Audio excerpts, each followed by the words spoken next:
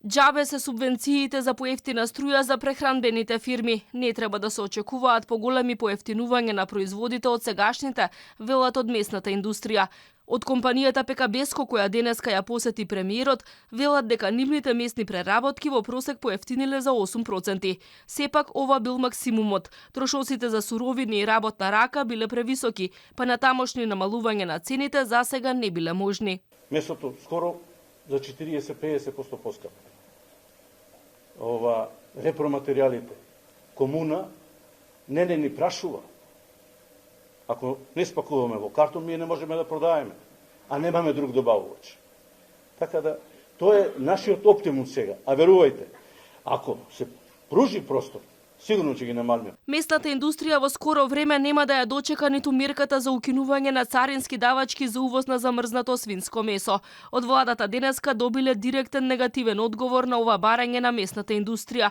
Причината била тоа што во буџетот едноставно немало пари за оваа намена.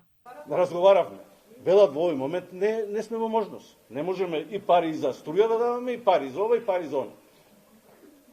А еден е џебот.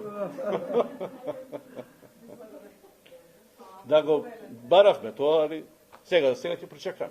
Министрот за економија Бектеши вели дека се разгледуваат сите опции за основните производи дополнително да поевтинат, меѓу нив и за замрзнување на цените. Засега ограничувањето на маржите давало резултати. Вели никогаш не ветиле дека цените ќе се вратат на нивоата пред една година, туку на оние од пред неколку месеци. Во одредени производи има веќе намалување и уште еднаш да повторам дека ние не сме кажале дека и ќе се вратиме на цените од пред една година, од пред 2 години.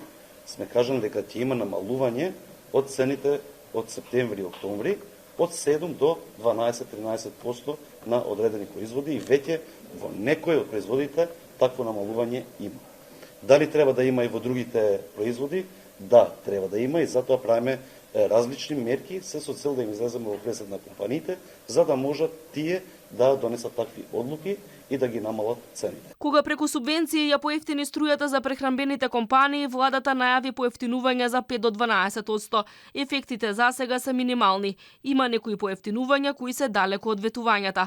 При тоа инфлацијата падна минимално во ноември и декември. Државната статистика измери годишна инфлација од 14%. Храната за една година поскапела за над 20%. Лебо се продава за 40% поскапо, исто како и млекото, јајцата и сирењето, додека месото поскапело за 28%, а маслото за јадење за 23%.